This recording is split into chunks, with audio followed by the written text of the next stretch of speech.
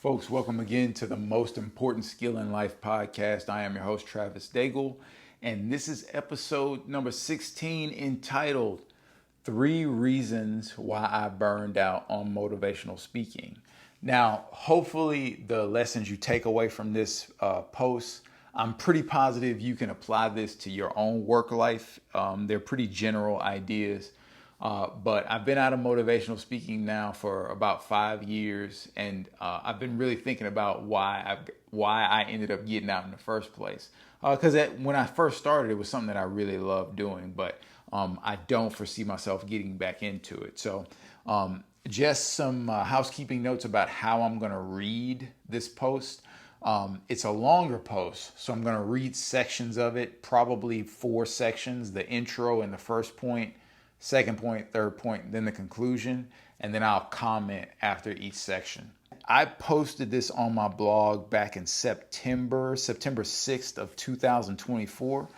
Again, the title of the blog post is 3 Reasons I Burned Out on Motivational Speaking. Let's begin. I haven't wanted to pursue motivational speaking since before the COVID-19 pandemic. I've had several false starts since early 2020, having said to myself multiple times, I'm going to start speaking again. Then I would begin practicing, looking for potential opportunities, and then I would stop. What has been so perplexing about all this to me is when I was 2 to 3 years into being a motivational speaker up in Tacoma, Washington, I loved it. But just before the pandemic hit, I was beginning to burn out on it, and I'm still trying to sort out why. In my reflection, I see 3 specific issues that may be helpful to you in your own work life. Giving too much thought to criticism, not understanding my weaknesses, and not having a clear objective for my efforts. So let's look at the first point, giving too much thought to criticism. Plain and simple, I gave too much weight to the opinions of other people. I never let this change my message, but it can become really cumbersome to your creative process, being burdened by the thoughts of what someone else might think about what you're creating. I let both close friends and strangers throw unfounded criticisms without challenging them on their ideas. I then let those criticisms haunt my creative process. When I was growing up, I spent lots of time worried about what other people thought as opposed to asserting what I thought. This makes sense given the context of bullying that I grew up in. As someone who felt like he was being bullied at home and at school, I was very self-conscious of how my behavior might upset someone else. This led to timidity in my words, actions, and a deep sense of needing to walk on eggshells around others. As a person passionate about my ideas and philosophy, part of my job is to assert what I think. Certainly when it comes to self-improvement, people will sometimes need to read and hear things about themselves that will upset them. We stagnate because we don't deal with the ugly truth of who we are. We have to accept that being creative and sharing our ideas openly will invite critics. Being different is what makes a thing hard to understand by some and profoundly intriguing to others. We have to work to separate the truth in criticism versus the pure opinion. So many of the people that criticized what I was doing barely read my writing, and virtually none of them heard me speak. I presume they had a preconceived notion of what someone who writes about self-improvement and calls himself a motivational speaker might say. A message full of cliches and empty promises of never give up and all your dreams will come true. This is incredibly oversimplified. Even when I hear a motivational speaker say something like never give up, I hear something different behind their words. I hear something like pain is a constant part of life. You can either be broken by pain or you can use it to push you into becoming a better version of yourself if you take ownership. What I will never give up on is trying to help others with my message of ownership. Every day I'm working to learn what it means to embrace the friction that comes with doing so. Okay, so that was the first point, giving too much thought to criticism. And just to look at some notes I have here. One of the things that I was not ready for when I started motivational speaking was I was not ready for how cynical people are, just kind of generally. I mean, I think my impression, this is only my one experience, I want to be very clear here, but the impression that I got from other people, or put it like this, if someone was to ask me about advice, if they were going to go out and start doing motivational speaking, start sharing their life story, and they were asking me my advice on the process, one of the things that I would say to them is, and I'd be very clear about this, I would say to this person, I'd say, look, I understand you're passionate about helping other people with the lessons that you've learned from your own life, but what you have to understand is that people are very cynical. You, as somebody who wants to share your message, you have gone through something hard and you have learned that you are stronger perhaps than you thought you were, which makes future hard things not intimidating to you. This is certainly how I feel about my life experience. But what I've realized is fewer people than you may think have actually gone through something difficult. And so I think what starts to happen there is people become cynical, maybe because deep down they just don't have the confidence that they can overcome adversity, right? And so nothing that we really value in life comes without struggle, comes without probably significant struggle. The more significant the desire, probably the more significant the struggle. And that's not even a guarantee. It's just something that seems to come with the process. You know, things of great value don't just fall in our laps. And if they did, we probably wouldn't value them, right? That's kind of my perspective, my opinion. This is not like a universal law I'm claiming. But yeah, man, like I just was not ready for how cynical people are. And I guess part of what I assumed is I have been through all these objectively difficult things and been able to come out of them having grown as a person. Surely people will embrace my ideas. Well, that was just a massive assumption that proved to be wrong. I can tell you, I could have told people about sexual abuse at home, physical abuse at home, being bullied every day, going to school, yada, yada, yada, whatever, doesn't matter. Like, there are just some people who would rather be pissed off at the world and they just don't want to be encouraged by anyone and don't want to hear anybody's encouraging message. So you have to be prepared to take those shots. And that was a pretty profound, how would I describe it? I guess letdown isn't quite the word. I just wasn't expecting it. I got blindsided by it. Like, to have friends that I was close to kind of look at me like, how dare you try to go out and encourage people? Well, like, why not? This is the other part that I understand. Like, what's wrong with encouraging people? That's, this was something that used to bother me about the negativity that I would get from people. It's like, you're mad at me for trying to encourage people to be stronger and believe in themselves. Like, I mean, you're cynical, so clearly life is hard, but you don't want anybody telling you that you can get through it. Well, I mean, that just seems so, it's cynical, right? Like, it seems so immature, I guess is the word I'm looking for.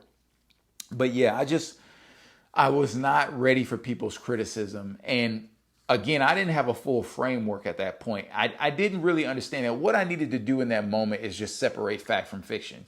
If you haven't seen me speak, you haven't read my writing, you don't have grounds to criticize me, even if you're a close friend. If simply me being a motivational speaker and your preconceived notions about what that is, if that's the only thing that you're going to use to criticize what I'm doing, then I don't need to give you any time, because you're not going through the due diligence to actually have an objective and fact-based criticism of what I'm doing that might help me better communicate my message. So we have to be careful. If you're going to be a content creator, or if you're going to share your ideas at work, whatever the case may be, you got to be ready for that left field criticism. And when I say ready, you just have to be strong enough to, again, separate facts from fiction. You got to understand your story. A lot of people say things that are really just their opinion, and they say them knee jerk, especially when an idea comes in front of them that they've already formulated opinions about. Like, again, I would tell people, oh, I'm doing motivational speaking. And they just already had in their head, this idea of this rose-colored glasses, pie in the sky person that just tells you, if you believe it, you can achieve it, right? Like, and I just kind of feel like, man, I'm so much deeper than that and so much more nuanced than that. And had they actually read my writing, heard me speak, they would know that, but they didn't. But I'm giving their criticism gravity because at the time, some of these people are close friends of mine. And I'm also giving their criticism gravity because, like I said, I'm somebody who grew up, and in my mind, I spent a lot of time trying to make sure my behavior didn't upset the people around me. And, you know, when I first started speaking back between 2016, 2020, 2015, 2020, I hadn't been to therapy yet, hadn't written a book yet. So there was a lot that I hadn't processed about myself, and a lot of proclivities that I hadn't processed about myself. One of those proclivities was giving too much weight to criticism. So hopefully you all, I'm sure people out there can relate to that. So hopefully there's even further clarity there for you. But let's move on to the second point. The second reason that I burned out on motivational speaking was not understanding my weaknesses. I mean, technically that first one was a weakness, but this next weakness that I'm about to talk about is a second weakness. That's also very important.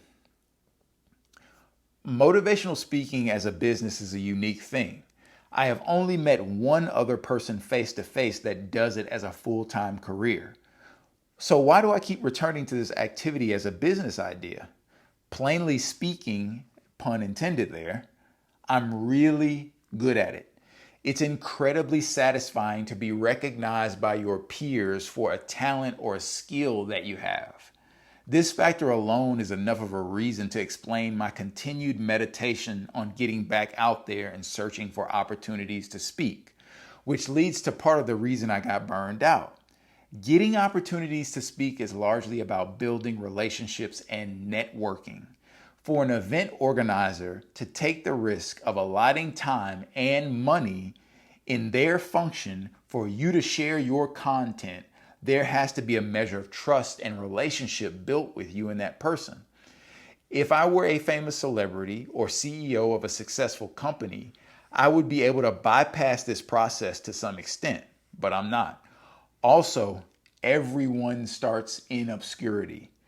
So celebrity, CEO, or unknown, everyone has to build trust from nothing at some point in their career.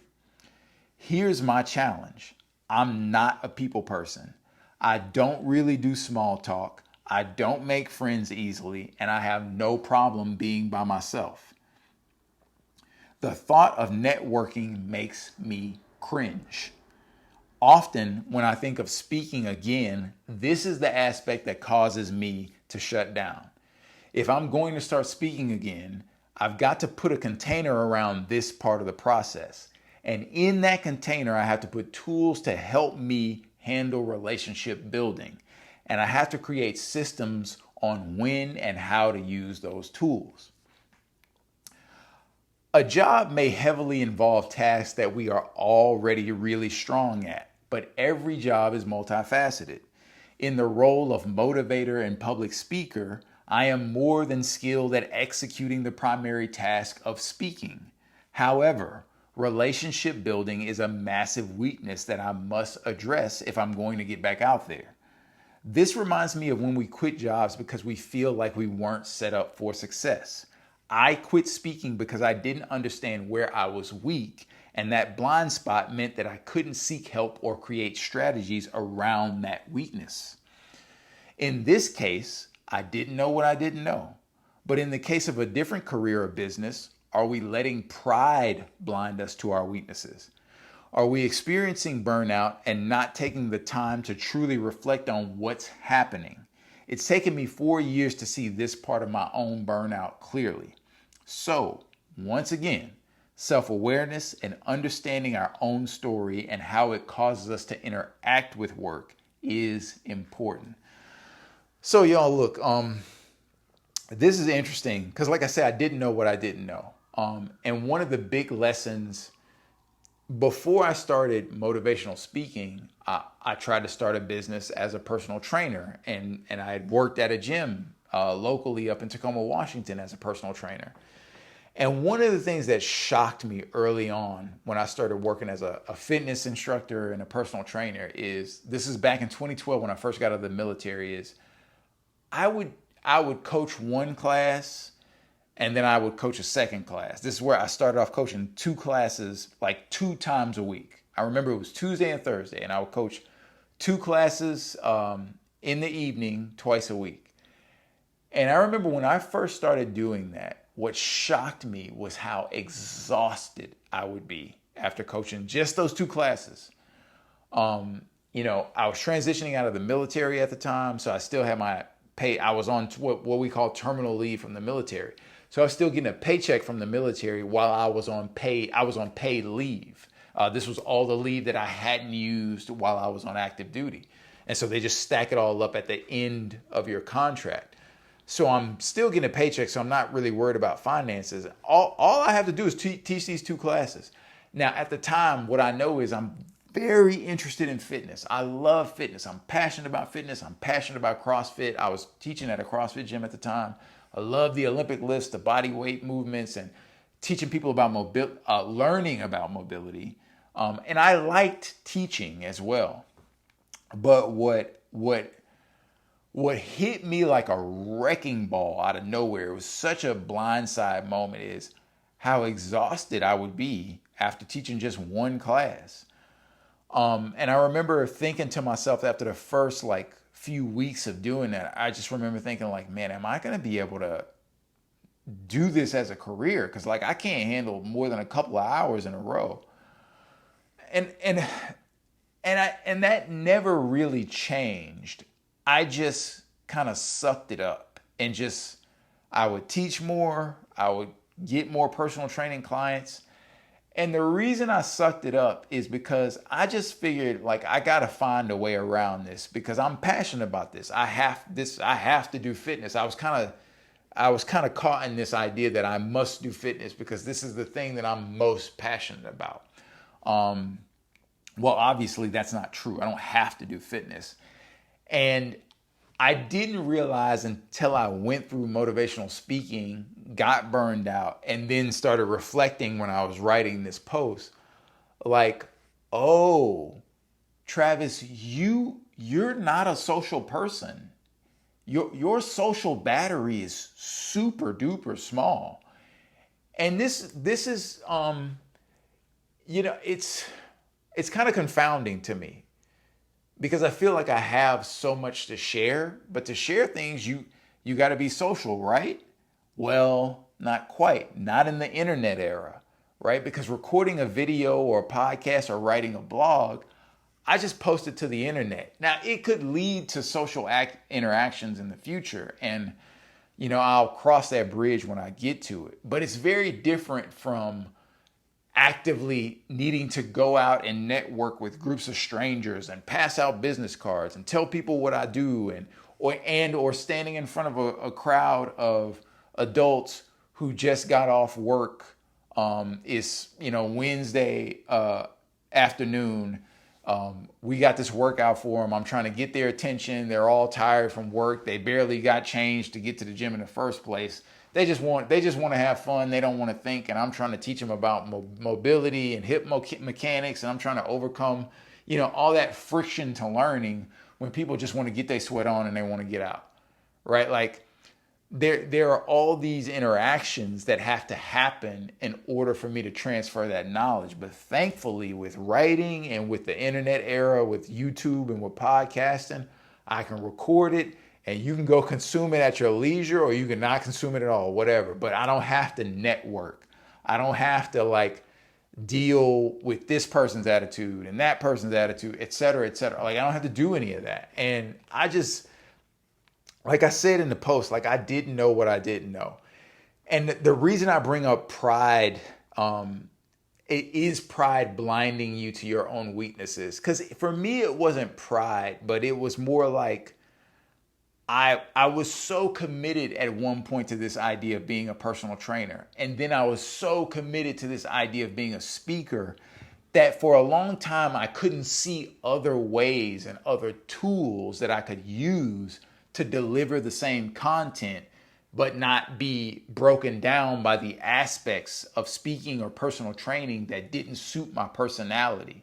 And so in some ways there was pride, because when you have a business, or when you're small, at least back then, I always felt like I wasn't social. I wasn't social enough. And I felt like I needed to hustle more, and hustling more meant like I needed to get among people more and network more. But I hated doing it, and my pride wouldn't let me admit that to other people, nor would it let me admit that to myself, that I just didn't have that quote kind of hustle. And I guess to me, hustle in that regard means that ability to like chop it up with different people and politic with different people and build relationships, yada yada yada, and sell yourself. Like I don't have that. I don't have that at all. And I think there was a measure of pride that in me that said, in order to have a business, you must do this. And again, that's the value of the era that we live in. The internet and YouTube, podcasting, writing is like I can share my message in other formats, and I can lean into my strengths. Being consistent, showing up, making the content, like that's where I'm strong. That's where I shine. It is not in networking or getting in front of groups and holding everybody's attention. Like, especially with fitness, like, and I'm gonna keep sharing fitness stuff on my channel. But with fitness, it's like, look, man, if you ain't interested, I ain't interested. If you ain't interested in learning, I'm not interested in teaching you. I do not care about people being bored or people not wanting to do this or that. Like, biology and genetics don't care about whether or not you're bored or not. So if you want your hips to be less stiff, you got to stretch. If you want to be stronger, you got to get up under the weight, or you got to do some body weight strength. So, right? Like physics doesn't care about your boredom or whatever the case may be. So if you want a fitness routine to be entertained, go entertain yourself. You want to jump up and down and do jumping jacks and roll around in the dirt, and you find that entertaining, like, you're responsible for your entertainment. I feel like it's my job to share the things that I've learned.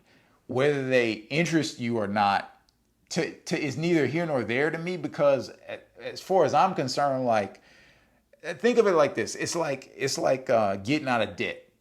Getting out of debt is just math, and math isn't changing. So it doesn't matter whether you're bored by budgeting or not. Math isn't changing, so you have to change. That's the way I look at fitness. That's the way I look at all this stuff. And so I had to change in this regard and say, Travis, you are weak socially. So you have to lean into the other parts of yourself, because I'm also not willing to change that part of myself either. Like, I don't care to become a networker or become a huge people person. So again, I'm fortunate enough that I live in the internet era, so I can just shoot the video, record the content, and move on with my life. So you got to understand your weaknesses, y'all. So let's move to the third point, the third reason that I burned out on motivational speaking. Not having a clear objective for my efforts. When I was speaking regularly, I didn't have a book or a clearly thought out philosophy. Every time I got a request to speak, I would talk with the event organizer and try to get an idea about what part of my story would make sense with the theme of the event or the target audience. On one hand, this makes a lot of sense because it shows a desire to meet the needs of the client. However, the problem with this approach is that I was constantly reinventing the wheel with my content, and there was no consistent message. Every time I gave a presentation, I was practicing a new speech, putting together a new PowerPoint, and there was no overall guiding philosophy that I could become known for. This was exhausting. Furthermore, I've always wanted people to consume my writing. I really think that it's my writing that truly has the power to aid someone on their journey of self-improvement and taking personal ownership. A weekly rhythm of being reminded of what personal responsibility looks like in our daily lives is important for staying on the path. In my speeches, I wasn't placing any emphasis on encouraging people to subscribe to my blog. Therefore, I never saw an increase in my readership after giving a speech. To me, writing is the most important thing I do because it can stay with you long after a speech is over with. The different topics can address different parts of life. Again, the weekly nudge to think about how we are improving ourselves is massively important to me. I wasn't using the speaking opportunities to steer people toward the most important content I produce, my writing. I was reinventing the wheel every time I spoke, and that effort wasn't moving the needle on my readership, which has always been the most important thing to me in this endeavor. It's so obvious in hindsight when I look at it, but damn, this piece alone is asking to get burnout. Even more than burnout, it's asking to get resentful towards the people that I served. I have a talent that I know I can make money with. All I was thinking about back then was how do I make enough money to not have to work another job? What I needed was a more specific vision of what I wanted my speaking to accomplish and where I wanted to take my daily existence. Now, I'm not as intent on getting away from my regular day job. If I start speaking again, my main goals with each speech will be to share my story, share why personal ownership is the most important skill in life, and promote my writing. That'll be one core speech that I write one time and in which I will ask people to subscribe to my website, buy my book, subscribe to my podcast, YouTube channel, etc. Sometimes we are working really hard at something we love, but we don't have a set of clearly defined objectives. Our wheels are spinning hard, but we aren't going anywhere. Hindsight is 2020. This by itself was probably enough to crush my drive to get out there and speak. I'm still not certain I will speak again, but this is probably the most important of these three issues for me to deal with. If you're burning out on something that you know you're interested in, ask yourself if your efforts are aligned with the future you want to have. Do you have a well-defined vision? And like I said, y'all, when I first started speaking, I had not written this book yet. And in this book, the third principle of ownership, where we're taking personal responsibility for our overall direction in life, the third principle is maintain a vision. What is a vision? A set of goals that you have for the future. And remember, I break life down into four basic categories. There's health, personal finances, relationship, and what we're talking about today, work. And at the time, I knew I was a good public speaker. I knew that I had a really inspiring personal story and journey. And so when I got out there to start speaking, I had already been blogging and writing since 2013. So in 2015, 2016, when I started getting out there public speaking, I just was kind of going. I kind of just didn't know what I didn't know. And to some extent, I needed to go through this process with personal training and with speaking to figure out where my weaknesses were and figure out where I needed to drive my energy in terms of getting my message out into the world. I had to experience some pitfalls and some burnout to understand how I needed to work my way to a book, to YouTube, to podcasting, to blogging, and where I needed to focus my energy. And at the time, I still think that I'm a good public speaker, and I still think it would be worth it to do if somebody asked me the other day. They had seen my TED Talk and asked me would I speak to a group of a young men, and I said, yeah. Let me know when you want me to do it. So people will still ask me to do public speaking from time to time, and I would rather pursue it in that regard than going out there and going after it. But what was happening at this time is I would go to an event, I would speak, I'd be very well prepared, so the speech would go over great. Like I said, I have a great story, so people would be captivated and excited. But then afterwards, nothing. There would be no more subscribers to my blog, no more readership. And then I'd have to go through the whole process again of like figuring out where the next gig is, figuring out where the next opportunity might be, et cetera, et cetera. Then talking with that event organizer, tweaking my message again, starting from scratch again. And so every time I gave a speech, I'm putting in all this work. But what I wasn't seeing was a long-term pathway towards having regular paid opportunities. Because look, when you first start motivational speaking or public speaking, probably 90 to 99% of your speeches are going to be free so that people can get to know who you are and so that you can get the repetition and perfect your craft.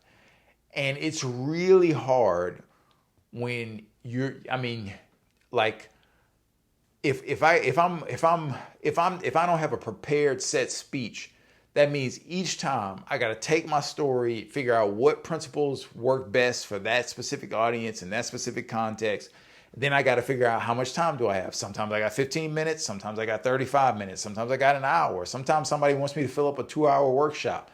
And I'm trying to adjust my content to each of these time domains and pick out specific parts of my story for each of these different events and circumstances. And when you're doing that, and then you got to practice it so that you can hit your timing and hit your points properly for each event. If I was speaking once a week, that means every week, every day of every week, I'm having to prepare to fine tune my presentation for that particular event and audience. And man, it was just exhausting to be doing all that and to realize I was no closer to being financially viable. I had no more readership, no bigger presence online, no more subscribers to YouTube or to my blog, et cetera, et cetera. And that just came from, I was out there doing something that gave me a lot of reward in the moment, cause it's intoxicating when you get in front of an audience of several hundred people and you're able to hold everybody's attention for that 10-minute, 20, 30-minute time period. That's an intoxicating feeling. And while I think that is good, that feeling can fool you into thinking you're moving somewhere. But when I would sit at home, even like after the TED Talk, as well as that went, I can remember, because I did this after every speech, the next week, you come down off that high pretty immediately, within 24 hours, and you're like, okay, when's the next one coming? When's the next paid thing coming? Do I have enough hours at my security job? Do I need to go pick up some personal training clients at the gym again? How am I going to pay rent next? Yeah, I gave this great speech to all these people and they loved it, but it's translated into nothing. And so you have to be very careful about outputting a bunch of energy because you're doing something that you're good at, right? And that produces a lot of dopamine and feelings and good feelings oh yeah, it can make you feel like you're moving somewhere. But be clear, define your objectives. And I hadn't defined any objectives. And it's very different now. And this leads to the conclusion, which is actually kind of a fourth point in this, but let me read the conclusion real quick. I burned out because I spent too much time on critics. I did not understand my weaknesses, and I gave massive amounts of effort without progressing towards a predefined goal. It makes so much sense now, but when I was in it, I couldn't see any of this. I think a big part of why I couldn't see these things then and why I can see them now has to do with financial security. Back between 2015 to 2020, when I was speaking, I never had a sense of stable financial footing. At no point during that time period could I see a path to long-term financial security. I wasn't in debt, but I was making very little money, so I spent lots of time worried about the future versus being able to work on the business in the present. This is why I am such a proponent of doing simple things well in life. Over the last 4 to 5 years, I've eliminated the anxiety I had about finances by settling into a simple, stable job as a security guard and saving my money. and living within my means. Now I can see things clearly. I'm still not sure I want to start speaking again, but if I do, I must actively address these 3 issues or I'll burn down again. Hopefully, you as the reader take away some insight for your own journey with work or some other endeavor where you may be starting to fray at the edges in your efforts. Remember, we have to look at the truth in order to make wise moves in the future. So yeah, y'all, just kind of wrapping things up with personal finances there. I always tell people it's very difficult to be creative when your head is full of financial anxiety. And I think a big part of why I was struggling to settle down and make some clear goals for myself is because my personal finances, like I said, it's not like I had credit card debt or I've been debt free this whole time, to include that time period. I became debt free in 2010 and I haven't looked back since. But there's still the issue of like retirement, being able to take care of a family, et cetera, et cetera. And I just didn't see a future at all during that 5-year time period from 2015 to 2020. I was like, I'm not moving anywhere financially that feels stable and safe. I wasn't able to save like I wanted to. I wasn't able to put away for retirement like I wanted to. And I'm just going out here speaking, and it feels really good to get the feedback on my story and on my presentation. But I could not see a long-term future financially with speaking. And ironically, it was the same way with fitness and personal training. Like, a big reason why I left that was that as much work as I was doing, as much time as I was spending in the gym, the financial, the income just did not match the amount of effort I was putting into it. Furthermore, with both fitness and speaking, I hadn't met anyone who had made a viable career of either. Well, I met one speaker who seemed to be doing well. But other than that, whether it was fitness or motivational speaking, beyond that one guy as a motivational speaker who seemed to be doing well, beyond him, I hadn't met anybody with having a financially viable existence in either of those industries, fitness or motivational speaking.